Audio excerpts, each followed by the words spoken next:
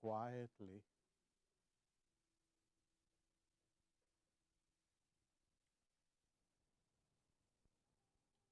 and try to connect with our souls.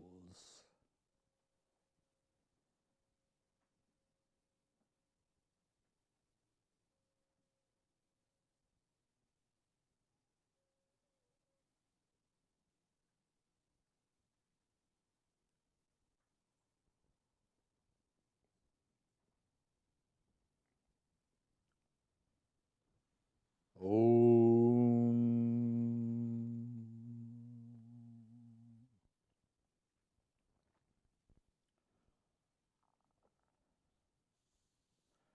Welcome to the second part of the Astounding, Gopala's mother.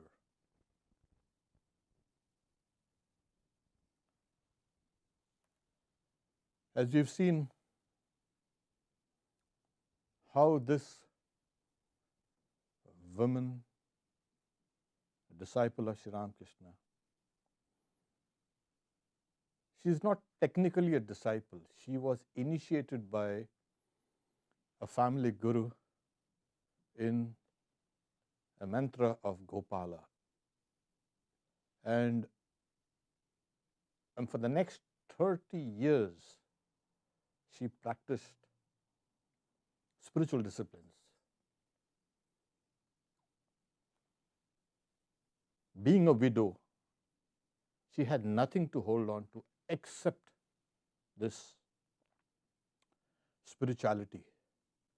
And when spirituality is combined with severe austerities,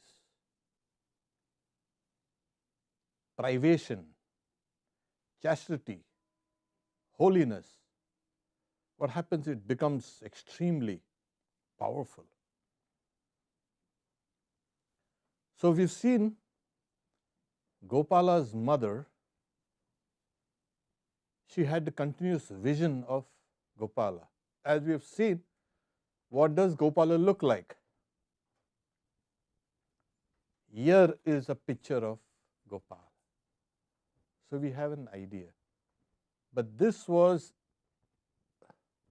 the vision of Gopala was a child Gopala. Sri Ramakrishna recommended that we build a relationship of a child to its mother or father with God. That's the best and it's the easiest and the most purest. But in this case, we have seen a kind of a role reversal. God is looked upon as a child and oneself as a mother or a father. This is how she became Gopala's mother.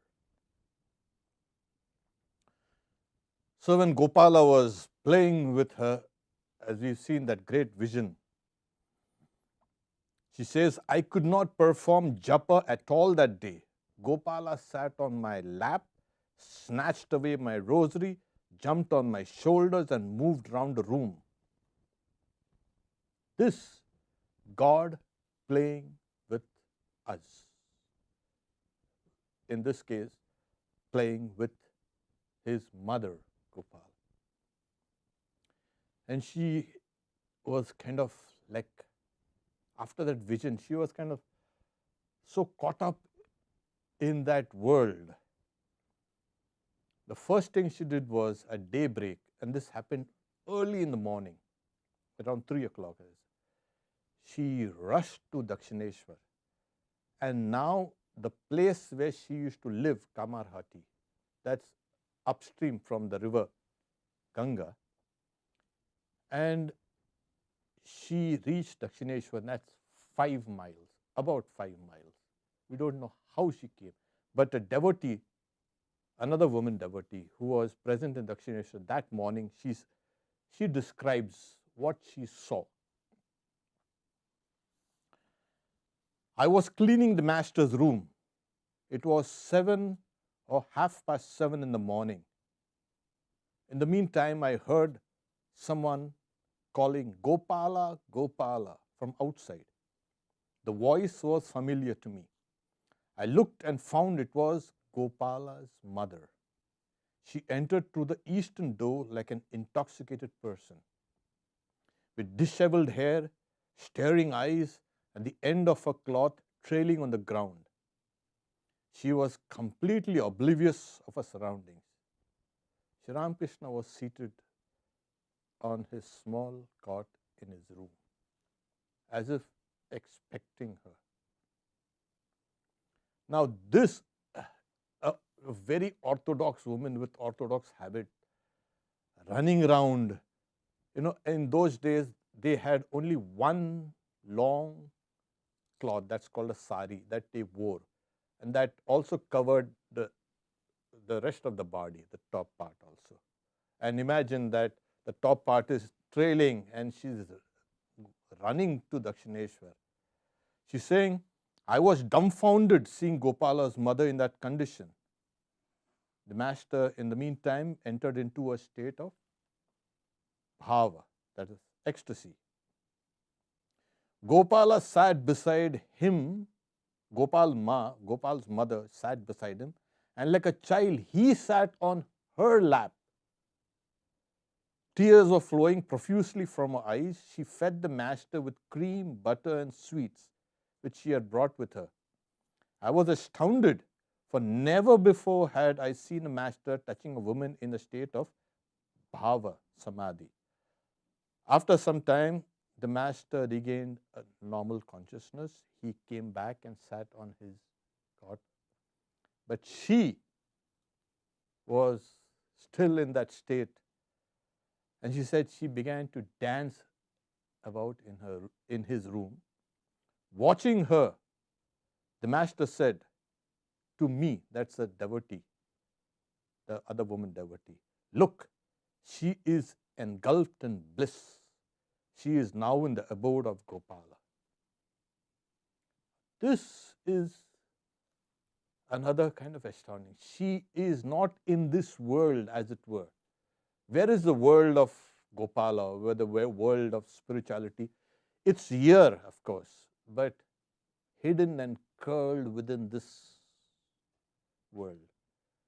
And to get that kind of vision, you have to have that kind of penetrative spirituality that will tear open this world, as it were, and enter into that world. That world is here, and this world also is here. But you've got to enter into that world. And she was dancing around and she's repeating, Brahma is dancing, Vishnu is dancing. Now, years ago, when I first read this, I said, my God, Brahma is the creator God, and Vishnu is the preserver God. They are dancing along with her. Imagine these gods who are responsible for creation. They also dancing.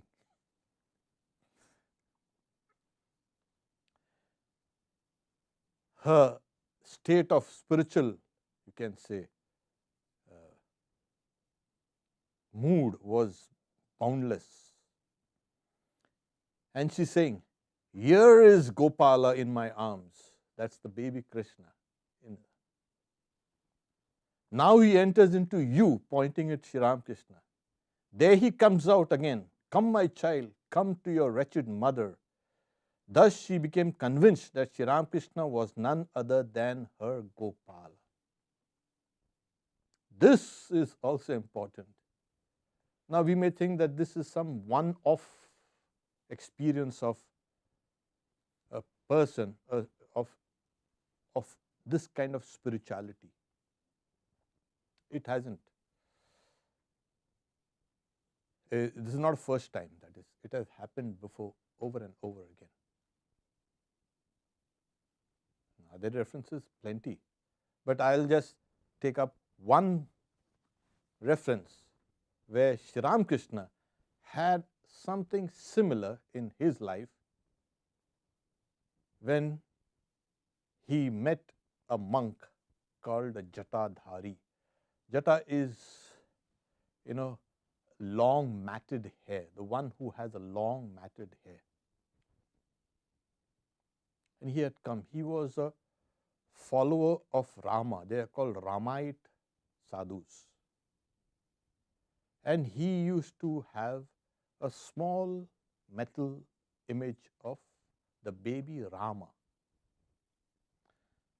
And as it so happened, that monk used to come to Sri Ramakrishna, and the Sri Ramakrishna noticed him feeding that metal, you can say, statue of Gopala, and tended with great love and affection. That statue was not a statue to that monk, but it was living. And Sri Ramakrishna says that this is another amazing vision of Sri Ramakrishna. As days passed, I felt a Ramlala, that is like you say Gopala. In the case of Rama, it's Ramlala. He has loved me more and more. And then he wouldn't remain with that monk, even though I ordered him not to come to me. I thought at first it might be an illusion. For how could the deity whom the monk had worshipped for so long with such devotion love me more than him? Saying, I actually saw Ramlala as I see you. He's talking to one of his disciples. I see, like, directly perceivable. Now dancing ahead of me, now following me. Sometimes he insisted on being taken on my lap. And when I picked him up, he wouldn't want to stay there. He would run around in the sun, plucking flowers among the thorns, or splashing and swimming in the Ganges. I told him over and over again, don't do that, my child. You'll get blisters on the soles of your feet if you run in the sun. You will catch cold or fever if you stay in the water so long. But he never listened to my words. However much I warned him, he'd go right along with his pranks. Sometimes he looked at me so sweetly with his beautiful eyes. Now, this is another instance of Gopala. But now in the case of Ramlala, it's become living. In the case of Gopala's mother, there was no idol. In Sri Ramakrishna's case, there was already a metallic idol of Sri Ram, and that was converted into something living and moving and playing pranks, etc., etc., etc. He's saying, I'd pull him out of the water or the sun and try to tempt him with some gift to stay and play inside the room. I also give him a couple of slaps. God. This is something just outside the pale of normal spiritual life that we know of. This is something that has transcended all scriptures. That metallic statue, of course, I don't know what happened to it, but they say that it was stolen from the temple, wherever, whatever. But this is the picture of that small statue. This.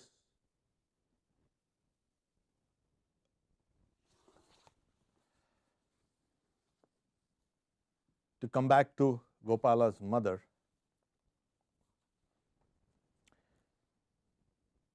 she stayed the whole day long in Sri Ramakrishna's room, and very strangely, she used to also call Holy Mother as Gopala.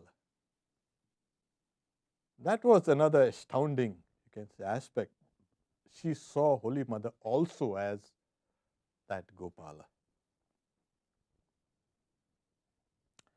she returned, Sri Ramakrishna sent her back to Kamarhati, the place where she was living. The same baby Gopala went with her, nestled in her arms. When she reached her room, she started to tell her beads as before. For 30 years she was telling her beads. And as we know, 30 years telling her beads, she had become a saint turning those beads.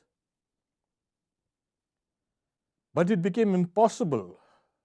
Gopala, for whom she had practiced all the japa and meditation all her life, was now pestering her, demanding this and that as he played in front of her. When she went to bed, Gopala was by her side. She had a hard pillow and Gopala began to grumble. Imagine. At last she cradled his head on her left arm and said, "My child, sleep tonight in this way. Tomorrow I shall go to Calcutta and bring a soft pillow for you." Next morning, she went to the garden to collect dry wood for cooking. Gopala accompanied her and helped her, that is, picking up the dry wood, twigs, etc. Then as she was cooking, the naughty child began to play tricks on her. She tried to control him, sometimes with sweet words, sometimes by scolding. It's easy kind of, I was very skeptical, when I was young, I was very skeptical about all these things. And I tried to look at things through very rational eyes. And of course, it helped me take away a lot of superstition. But later on, I understood that the mind functions on different levels. And at this level of super consciousness, you don't see the world as it is. I had mentioned that when you are meditating on a particular aspect of Godhead, over and over again, that image becomes so stabilized, and what happens is your mind becomes suffused with that form of that meditation. That is, according to yoga also, they say the mind takes the form of the thing that you are meditating upon. So the mind has taken the form of that Gopala after all these years of meditation. It has become completely purified. Later on he says, look at her.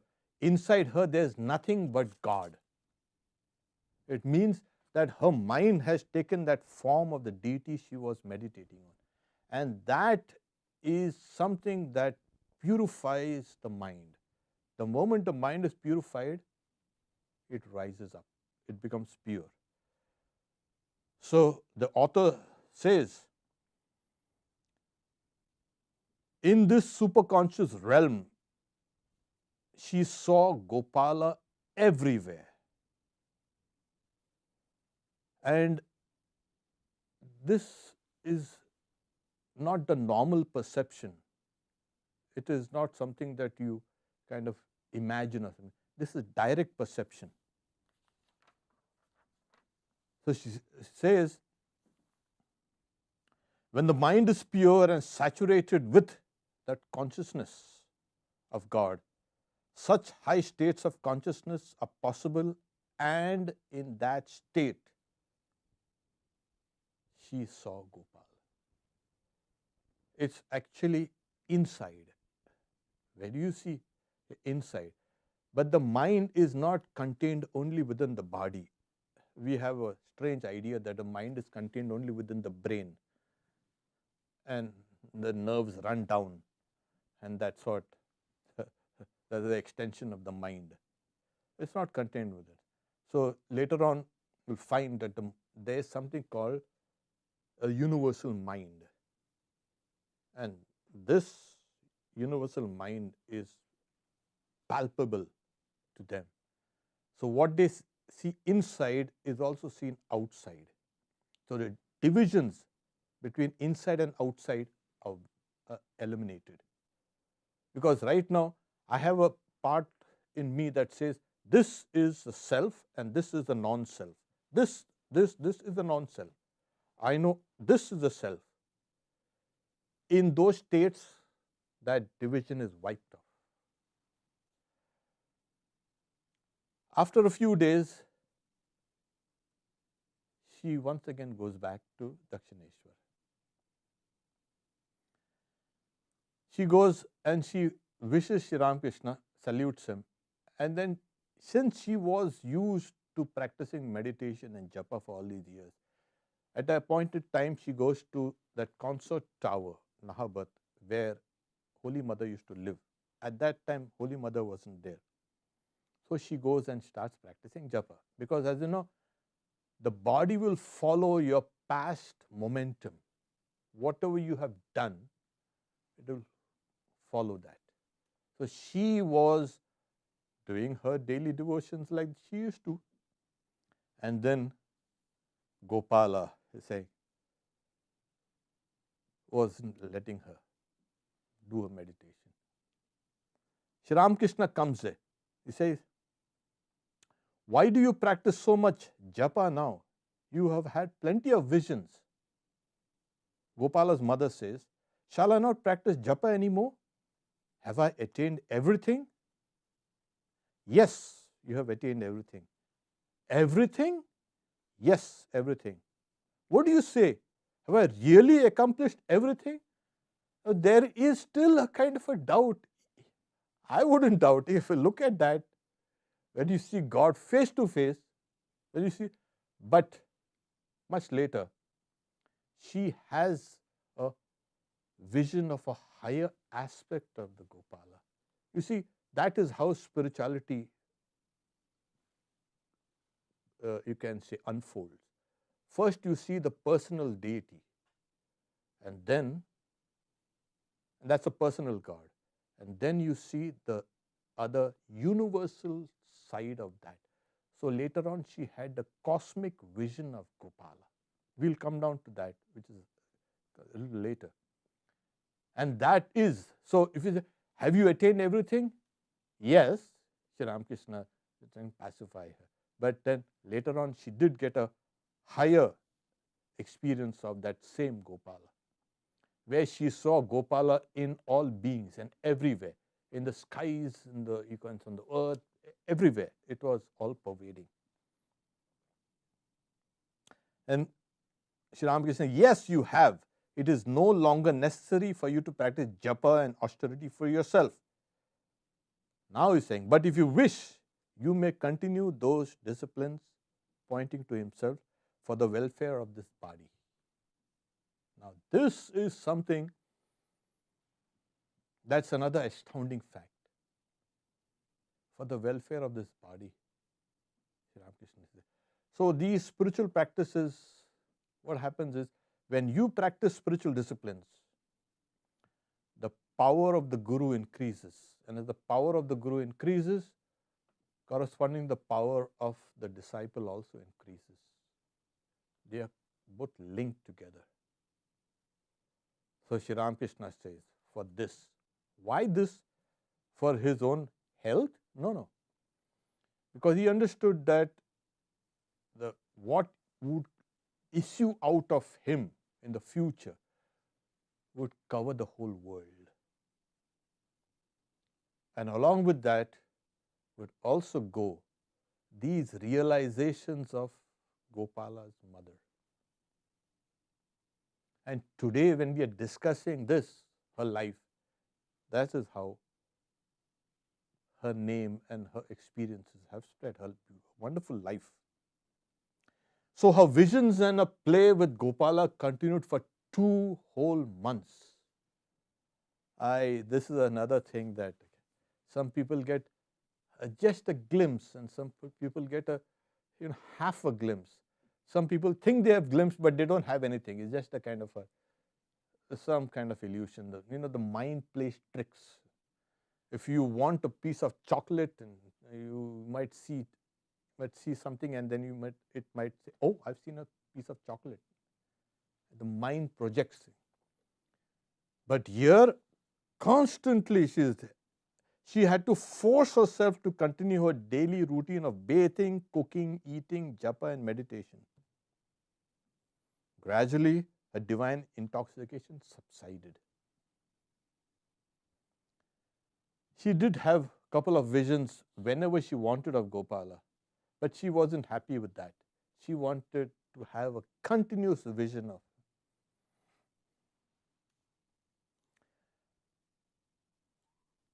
Now she saw Gopala merging into Ramakrishna, and Ramakrishna again merging into Gopala. She understood the identity. And Sri Ramakrishna used to instruct her through Gopala. And then she went one day to Sri Ramakrishna and said, crying, Gopala, what have you done to me? Did I do anything wrong? Why do I not see you in the form as Gopala as before? And she is grumbling about it. Sri Ramakrishna consoled her, saying, in this Kali Yuga, in this age, if one has such visions continuously, one's body does not last long. It survives only 21 days and then drops off like a dry leaf. Why is that? Yeah. Because your mind has gone to such a high pitch. And with that mind, the complement of the mind is your vital forces. You know, the life that we have in this body is a part of the mind. Yeah, a lot of people say, what is life? What is life? I say, it's mind. Oh, really? Oh, yeah. So when the mind is on that pitch, that high level, the life forces also go up to that. The body suffers. And this is exactly what happened with Gopala, which later Sri Ramakrishna clarified. He's saying, you know, there was excruciating pain at times in the upper part of a body. He's saying, well, this is a result of this, but it's good. It'll keep your mind a little down. That is, keep your life forces a little down. So one side you have the body, and that which enlivens it is the vital forces, which is another the gross part of the mind. Then there's the mind, and then there's the higher mind. So keep your mind on this level for too long, your body will not. A lot of people used to say, oh, what's wrong? These people, these highly spiritual people, they are so evolved spiritually. But look at them, they have got one ailment after the other. Now you know. Now I also knew. I kind of, oh, that's why the body suffers. Because the prana is not dominant in the body. So it's like, it'll fall off like a dry leaf. 21 days. What is also important here is, Sri Ramakrishna also says that when you get into this nirvikalpa samadhi, if the vital forces and the mind does not descend before 21 days, the body drops off like a dry leaf. He mentions this in a different place often. Here he is using the same, you can say, standard. So this was not an ordinary state of consciousness. It was, and as Swami Satyamayananda has described it, it is a state of savikalpa samadhi. This is brought on by, not by just yoga, by tremendous devotion, the one-pointedness. And because of the devotion, the person's identity is lost in that devotion, merges in, and that brings people to that state of samadhi. So it's savikalpa samadhi. You know, there are many people say samadhi. There are various levels. So when you perfect one mood like this, which is recommended in the scriptures, when you perfect a mood, a spiritual mood, that you are looking upon God as your child, What happens when the mood is perfected? It leads you to this kind of samadhi. The body simply will not be able to hold the spiritual forces. At times if the body is not ready, the body will shatter into pieces. I mean, it won't shatter like you, like you, you're holding a hand grenade or something like that. No, it's nothing like that. That is, your body will not last for long. So this is, so she was in the state of samadhi when she was seeing God playing along with her. Since she was used to this constant bliss, and that's another thing, this state also has tremendous bliss. Oh my God, bliss! I mean, it's impossible to conceptualize. Sri Ramakrishna has, but then every cell in your body kind of oozes with tremendous pleasure. And saying she was used to this divine inebriation. It was difficult for her to live without it, obviously. There are some people who are used to a particular intoxicant. You see what happens if they don't take it for a couple of hours. There are withdrawal symptoms, and oh my God! So she was suffering from withdrawal symptoms.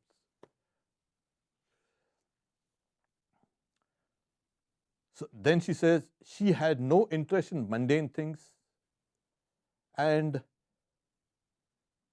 she felt a pain in her chest and thought it was due to some kind of pressure, acidity or whatever.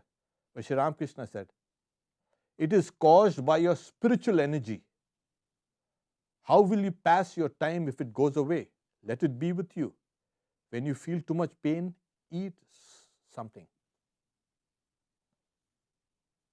And as I had mentioned, Sri Ramakrishna used to reserve just for two people things that people used to offer him, fruits or sweets or whatever. You go to a holy man and then you don't go with empty hands, and you take something.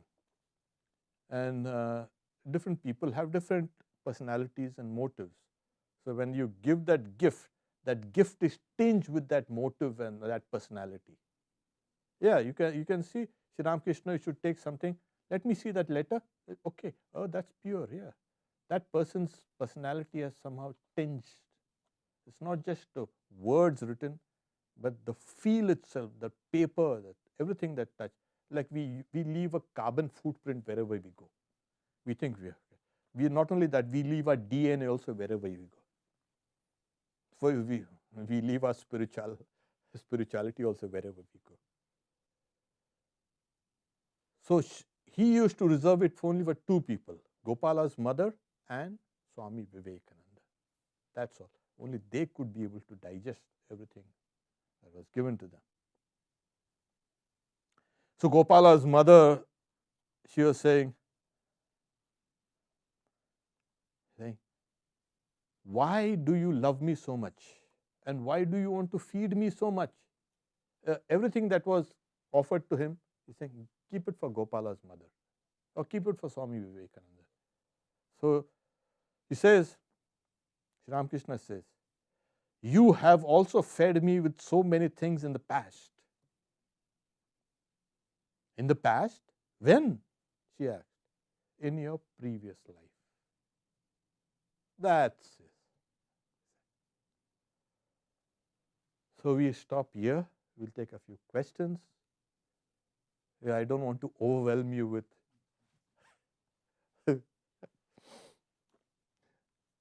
next Friday we'll take the third section of it, because like I said, we need to go about a little slowly, mainly to give reverence and respects to such a life. I want to take it slowly to see that every aspect of this great life is covered, because in a way it is helping us directly. So when we say have you seen God? Here. This is what it is. It's a direct perception. Does God exist? If you read this, only a person who has got rocks in the head will ask the questions. Is God real? This was real. This world appeared as a kind of a dream. And this is how. Can I take this question, these questions first? Okay. First question is it possible that Gopala's mother could be a divine incarnation? No, it's not possible. If it was, then Sri Ramakrishna would have said about it. But he didn't. So when a divine incarnation appears, that divine incarnation is accompanied by a few other souls who are called Ishvara Kotis. They are like Sri Ramakrishna. That is also important. And there were a few of them. The 6 were really of that class. Swami Vivekananda, Swami Brahmananda, Swami Niranjanananda, Purna, there was another householder, Purna, and Swami Premananda. These were all like godlike souls. And then the next, you can say, circle of souls are. There were a few of them. The 6 were really of that class. Okay. Okay. So we can continue, don't worry. So, as I was saying, then there are other incarnations that come about along, accompanied by these incarnations, but he wasn't, yeah.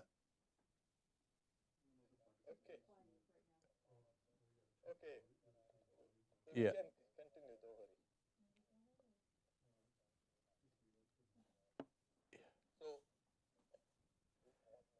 And you can ask a question.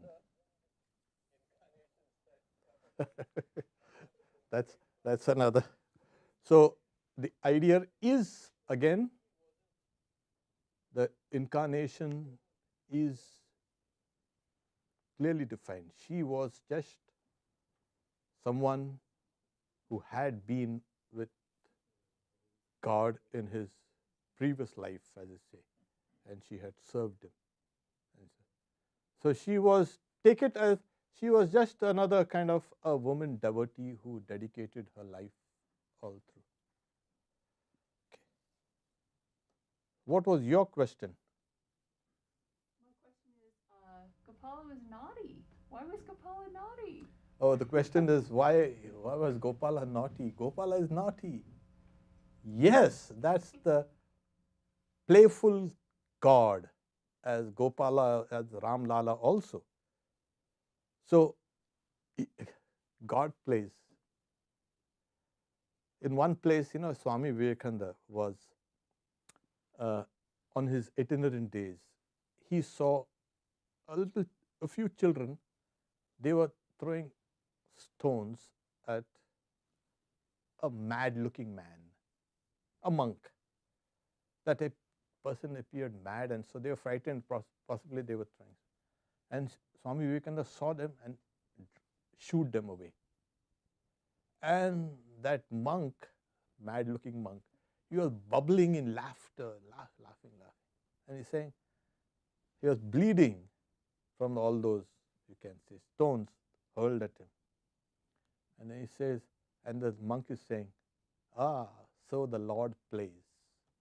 He saw all this also as the Lord's play. And so Swami Vivekananda burned some cloth and used those ashes to stem his bleeding. And he wasn't aware, he's oblivious of what's happening, but the Lord plays. So the Lord plays. Yes, God is not. you can see what he has done. I sometimes say, what happens is God behaves exactly like a human. You have a child and child is naughty, and I don't know why God should appear so kind of so grandiose, so huge. And as I said, when you approach God as a mother to a child, it's one of the highest states of spiritual life where God's grandeur, God's glory, God's powers, and all this immutability and unchangeableness and the infinity and the eternality, all this is simply wiped out. And it's difficult, to just forget all God's glories and look at God just as a child. That also speaks about spiritual development.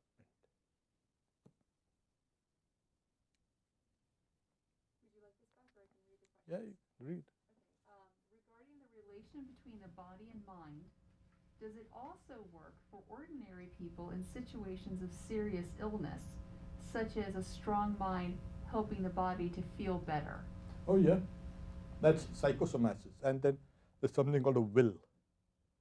And Swami Vivekananda used to say always, think yourself strong, think yourself, you can say, whole.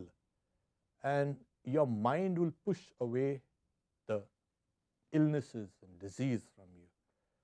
You know, a Pandit had come to Sri Ramakrishna when he was suffering from his cancer, throat cancer. And then he says, Sir, you could cure your cancer. So you just concentrate your mind on your throat. That will go. And Sri Ramakrishna said, yeah, this mind I've given it to God. Will I take that mind from there and place it on this bag of bones and skin and flesh?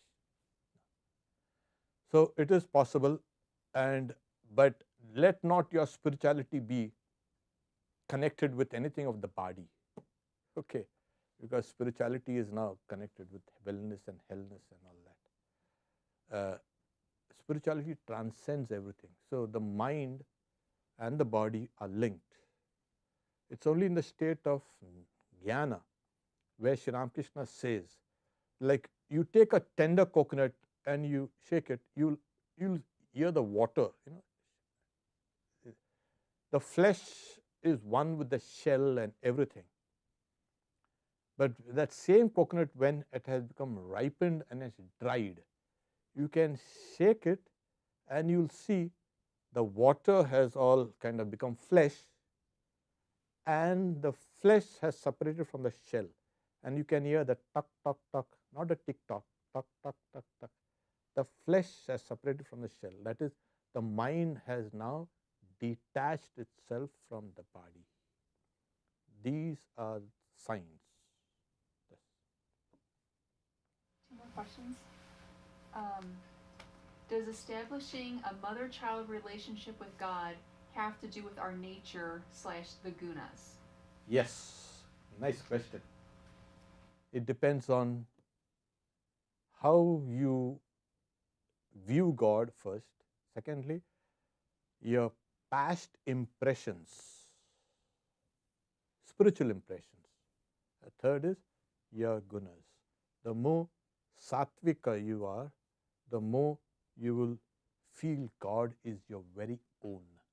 And Sri Ramakrishna was very clear. When you meditate on anything, you must feel that this is my very own. So in the Sanskrit, you can say literature, in the scriptures, it's called your body is guided by tattvas. The tattvas are a particular combination of your personality and your character and your past impressions and your memories and what your education is and everything together. So that orients you to a particular direction. For instance, Sri Ramakrishna says, when you look at a person, you can say that this person is devotionally inclined or no by looking at a person's features, because the body and the joints itself are a little rounded. And the person who's inclined towards knowledge, jnana, that person is more angular, features are sharp, etc., etc. So you can see, and then saying these kind of people, the devotional types, will worship Vishnu, and the stiff, angular, the sharp ones, they will worship Shiva. So I know a monk. He, of course, now he is in the U.S. We both used to walk in Belur Mutt, and then you say, "See, you can see that guy. Hmm. He's a worshipper of the Divine Mother. You can see in the way he walks and talks."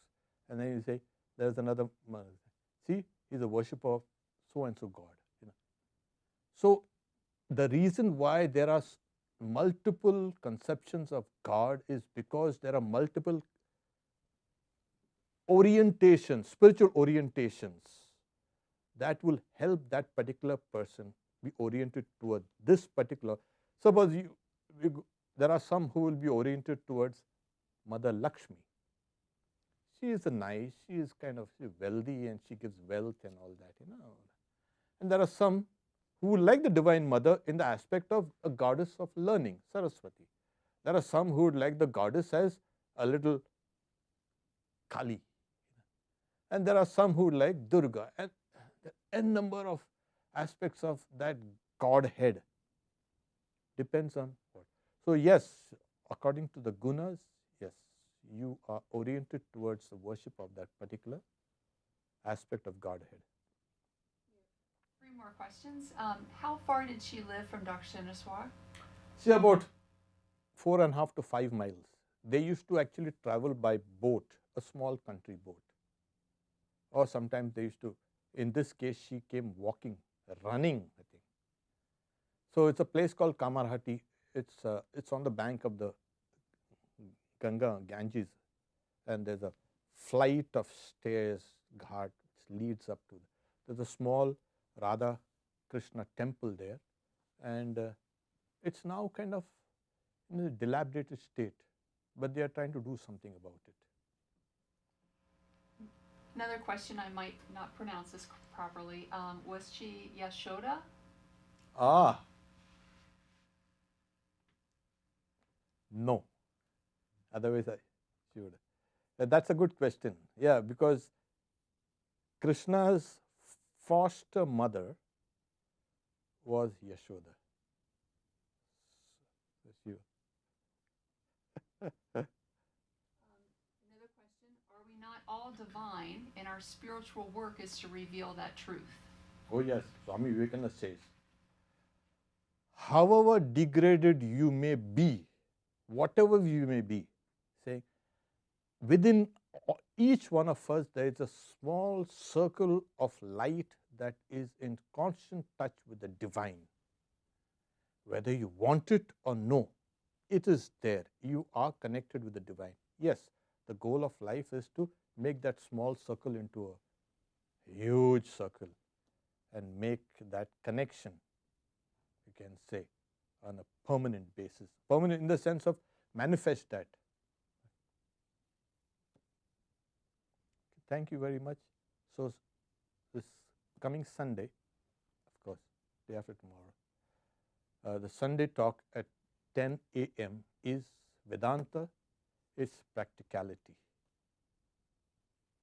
And in the evening, we have Ram Nam. So after the Vespers. So you're welcome. Om Shanti Shanti Shanti Harihi Om Tat Sat Sri Ramakrishna Arpanamastu.